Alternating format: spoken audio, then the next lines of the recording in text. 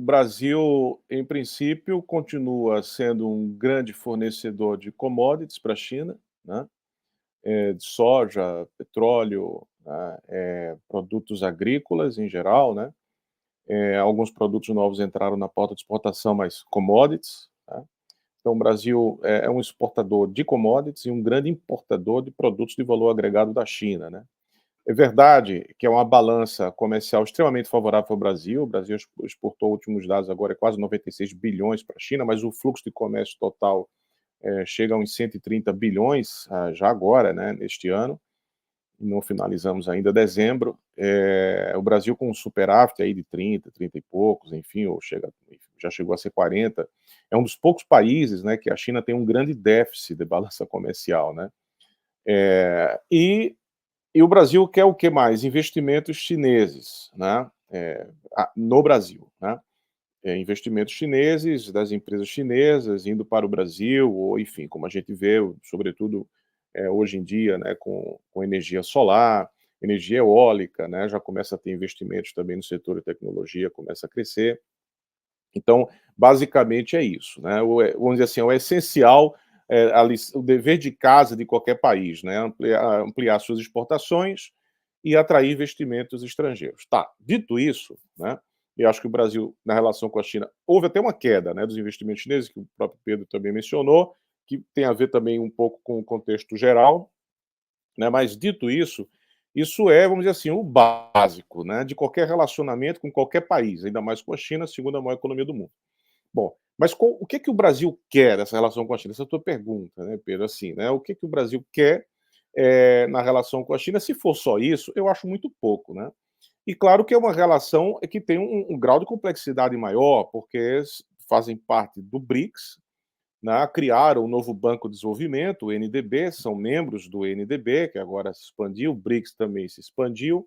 O Brasil ingressou no Banco Asiático de Investimento e Infraestrutura, que é uma criação chinesa, e agora há sinais aí que o Brasil vai ampliar a sua participação, né, porque ele entrou com uma cota ínfima, né, ridícula, uma coisa quase café com leite no período do Bolsonaro. Mas que, ou seja, o Brasil, bem ou mal, ele está inserido na Ásia através também dessas iniciativas junto com a China, né? O BRICS, o AIB, o NDB, né? Então, mas precisa de uma estratégia melhor articulada, né? E falta, me parece, né, ao Brasil ter uma política externa para a China, vamos dizer assim, adaptada a esta realidade chinesa e, como eu falei, a esse código diplomático chinês.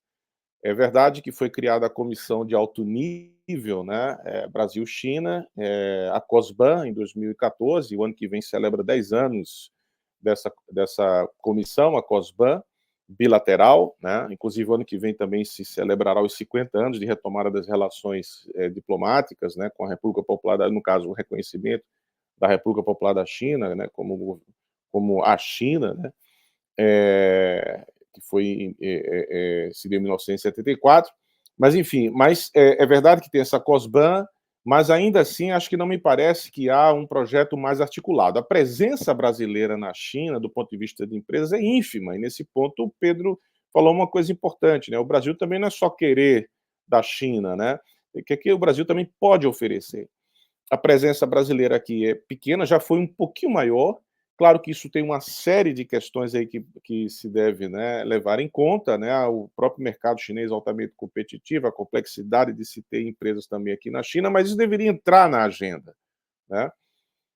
Então esse é um ponto importante, a presença brasileira aqui, inclusive até a própria comunidade de brasileiros aqui é muito baixa, né, pequena, se comparada à comunidade hoje de chineses no Brasil, né?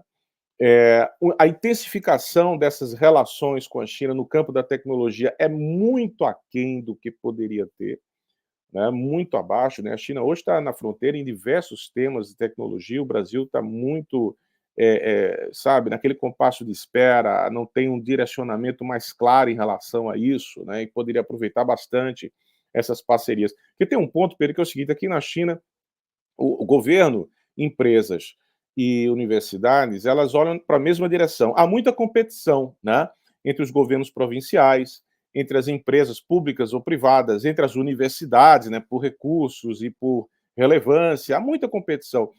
Mas também há muita cooperação entre eles em função de objetivos muito claros a serem atingidos, que são ditados ali, direcionados, né, pelo próprio partido como diretrizes a serem seguidas, né. No Brasil, a gente não tem muito essa relação, né, entre governo, empresa e universidades, de maneira que a gente pode ter alguns exemplos interessantes, né, de situações que deram muito certo, como a Embraer, né, que consegue resistir, inclusive, né, a uma tentativa de venda dela, né, como resultado da Lava Jato, né, quase que vendia para a Boeing, né, então seria um desastre para o Brasil, né. Mas aí precisa o Brasil articular melhor, então precisa ter uma política externa mais consistente para a China, acho que esse é um ponto importante. E essa política externa consistente para a China não pode ignorar essas iniciativas chinesas, não pode ignorar a iniciativa Cinturão e Rota, não pode ignorar o Fórum Macau. Veja, o Fórum Macau sequer tem uma pessoa indicada do lado brasileiro para compor o secretariado do Fórum de Macau. O Brasil ignora plenamente isso aí, né? E há muitos anos, não estou falando do governo Lula, estou falando do Brasil, né? Dos governos anteriores e tal. Então ignora completamente, não quer saber, se coloca às vezes numa posição, eu entendo, né? A relevância do Brasil é óbvia, né? Na América do Sul, o seu peso, mas isso não desmerece em absolutamente nada abrir um diálogo com um país que é parceiro estratégico global, que é o seu maior comprador, que é um investidor importante, né? Que inclusive se coaduna nos fóruns multilaterais como o G20, nessa defesa do multilateralismo, da democratização do sistema internacional. Mas um exemplo, BRICS. A expansão do BRICS, isso foi uma política externa chinesa, defendida lá atrás, começou em 2015, ganha intensidade em 2017, e do BRICS Plus, né? E o Brasil era contra. O Brasil era contra, né? E ficou contra até o último minuto agora, e depois acaba cedendo. Então, mas não tem, né, a adoção de moeda local para o comércio bilateral, que é uma notícia muito bem-vinda, mas é política externa chinesa, né?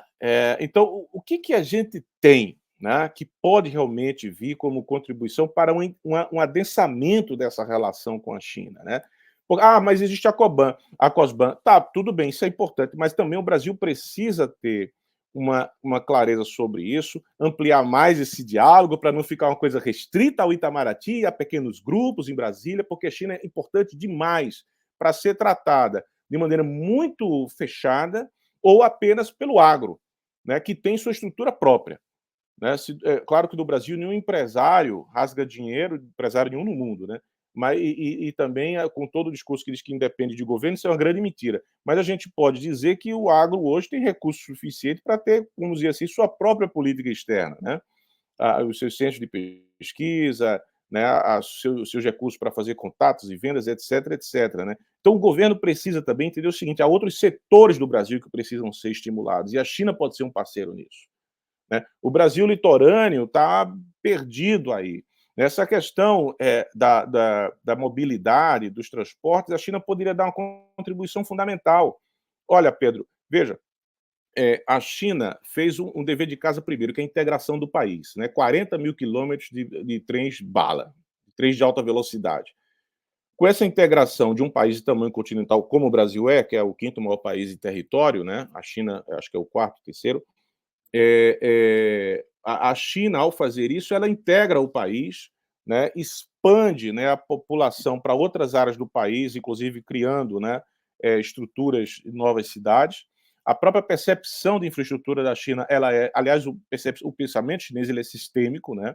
Então não é só você criar uma escola, né? Você pensa em construir a escola, mas a escola você vai ter que ter a infraestrutura para que o pai ou a mãe leve a criança, que depois dê tempo para chegar no trabalho, e também tem que ter um hospital no raio de tantos quilômetros. Então não é só a escola. A escola é o centro de um processo de transformação total ao redor, né? E que passa pela mobilidade, né? Para poder a economia funcionar. E depois a China expande isso para o mundo. Então, a distância geográfica, como alguém aqui perguntou aqui, como é que pode o Brasil entrar na distância geográfica? A China provou que isso não é um grande, que isso pode ser. Aliás, não é só a China, né? Quer dizer, as navegações já provaram isso lá atrás, né? E a relação e a infraestrutura do Brasil é um ponto importante, não só no Brasil, mas na América do Sul, né? E aí, outra questão, né? O governo anterior do Bolsonaro ignorou a América do Sul, ignorou a América Latina, ignorou tudo isso, né? Como se o Brasil pudesse viver sozinho ali por conta própria, né? Nas suas relações, né? Para ser um par internacional, como queria o ministro anterior, esse é o caminho, né?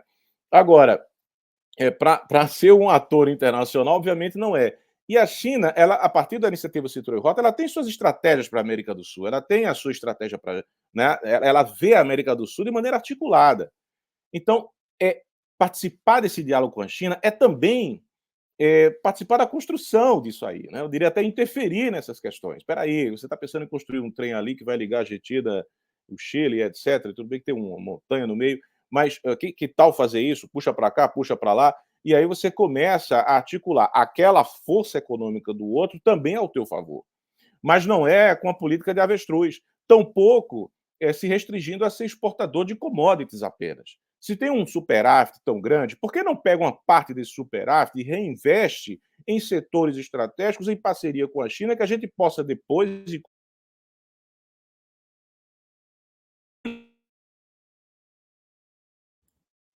Parte. a China chegou aqui nos anos 60, ficou maravilhada com um país que construiu uma ponte Rio-Niterói, construiu uma capital, uma cidade inteira, né, túneis, essa coisa toda. Né? O problema nosso, disse certa vez uma pessoa, um conhecido meu, não é de engenharia, né? É de sociologia. Né? Capacidade temos, né? Agora precisamos ter uma estratégia para isso. E nesse quesito, eu acho que mesmo esse governo Lula está no começo, a gente tem isso, mas para a China ainda não tem uma estratégia muito clara.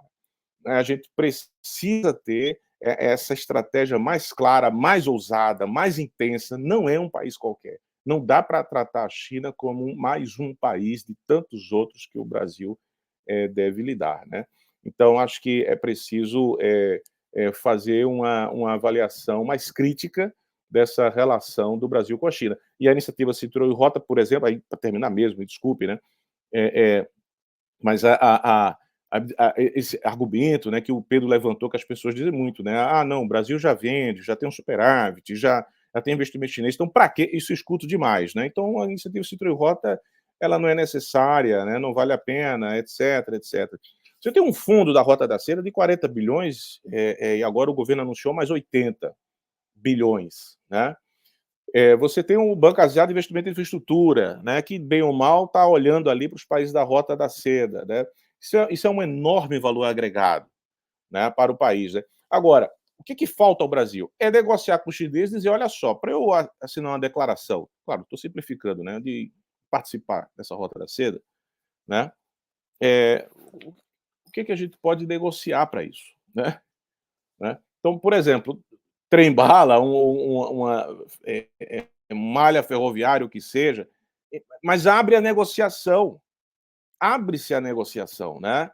Não fica nessa postura, sabe, uma política externa com freio de mão, com BRICS com freio de mão, iniciativa Cinturão e Rota, freio de mão, Fórum Macau é o carro parado, desligado, nem freio de mão tem. Então, não dá para ser assim. A relação com a China, eu particularmente acho que ela está muito abaixo das expectativas do que poderia ser.